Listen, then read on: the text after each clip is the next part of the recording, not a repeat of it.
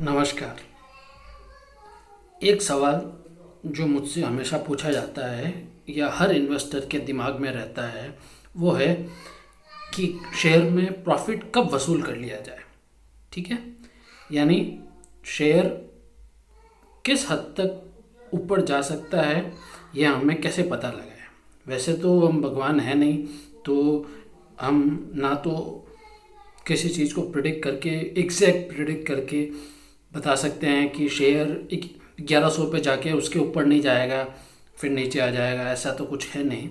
मगर फिर भी कुछ फार्मूलाज हैं या कुछ नियम हैं जिनको अगर हम फॉलो किया जाए तो हम एग्जैक्ट नहीं बट एग्जैक्ट के आसपास सही हो सकते हैं और शेयर से अपना निवेश आराम से निकाल कर खुशी खुशी विदा कर सकते हैं। अब क्या होता है कि शेयर जब ऊपर जाता है, जब शेयर या कंपनी को प्रॉफिट हो रहा होता है, ठीक है, तो जब प्रॉफिट हो रहा होता है तब शेयर ऊपर चलता रहता है। तो प्रॉफिट को देखने के बहुत सारे तरीके हैं, ग्रॉस प्रॉफिट, नेट प्रॉफिट, ये वो मगर सबसे मतलब अच्छा तरीका है कि उसका देखा जाए नेट प्रॉफिट मार्जिन। ठीक है, और नेट प्रॉफिट मार्जिन अगर 30 से 40% के आसपास किसी कंपनी का है और वो सस्टेन कर रहा है तो आप समझ जाइए कि अब इस कंपनी से प्रॉफिट वसूल करके एक बार शांति से बैठने का समय आ गया है। अगर कोई कंपनी 30 से 40%, 30 से ऊपर और 45 के बीच में, ठीक है, सस्टेन कर रही है और दे रही है अपना नेट प्रॉफिट मार्जिन, तो आप ये समझ लीजिए कि अब आपका निवेश निकालने का समय आ गया है। एक बार उसमें से पैसा निकाल कर शांति से बैठ सकते हैं।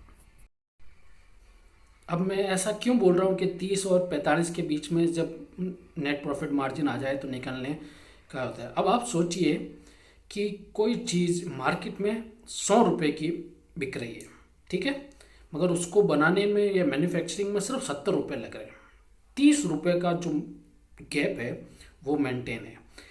तो आप सोचिए कि कोई भी चीज़, कस्टमर इतना बेवकूफ़ तो नहीं है कि 10 रुपये की चीज़ के लिए 100 रुपये देगा। इतना बेवकूफ़ कस्टमर नहीं होता है। कस्टमर को पता होता है कि डिमांड, सप्लाई वगैरह सब कुछ होता है। तो कस्टमर क्या कितना बेवकूफ़ बन सकता है, उसकी एक लिमिट होती है।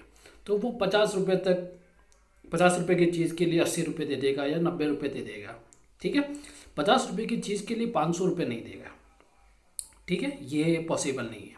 अगर ये हो रहा है तो आप समझ लीजिए कि उस व्यापार में कुछ दाल में काला है, ठीक है। अगर ऐसा हो रहा है कि 50 रुपये की चीज़ के लिए 500 रुपये कस्टमर दे रहा है, पे कर रहा है, तो उस व्यापार में दाल में कुछ काला है। ऐसे बहुत से व्यापार, कंपनियां हैं जो ऐसा दिखाती है जिनके मार्जिन अनबिलीवेबल लेवल पर है, ठीक है, मैं मानता हूँ, ठीक है, मगर फिर भी आप ये समझ कर बैठ जाइए कि वो बबल कभी ना कभी बस्ट होगा ही होगा, ठीक है। तो वो बबल जब बस्ट होगा तो आपका निवेश फंसेगा ही फंसेगा। अभी रिसेंटली एक बहुत बड़ी कंपनी में बहुत सारे निवेशक फंसे और वो बबल बस्ट हुआ, ठीक है। मैं हमेशा से उस कंपनी के शेयर के वैल्यूशन के अगेंस्ट था, ठीक है, तो मुझे उस कंपनी का नाम लेने की ज़रूरत नहीं है, सभी लोग जानते हैं। अब संक्षेप में वापस आ जाते हैं, ठीक है। अगर कोई कंपनी 100 रुपये का माल, 100 रुपये में कोई माल बेच रही है, उसकी मैन्युफैक्चरिंग कॉस्ट 70 रुपये आ रही है और 30 रुपये उसका ग्रॉस प्रॉफिट मार्जिन है, ऑपरेटिंग नेट प्रॉफिट मार्जिन है या नेट प्रॉफिट मार्जिन है, तो आप समझ लीजिए कि उस कंपनी के प्रॉफिट का पीक आ गया है, ठीक है। तो एक बार आप अपना निवेश उसमें से निकाल सकते हैं, ठीक है। अब ये बहुत बड़ा एक विस्तृत विषय है कि ग्रॉस प्रॉफिट मार्जिन और operating profit, net profit margin और नेट प्रॉफिट मार्जिन, ये बहुत बड़े विस्तृत विषय हैं।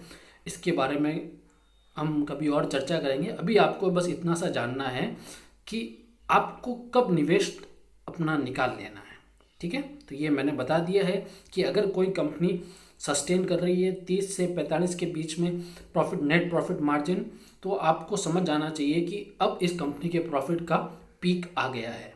ठीक है, तो आप अपना निवेश मतलब संतुष्ट मन से निकाल सकते हैं। ठीक है,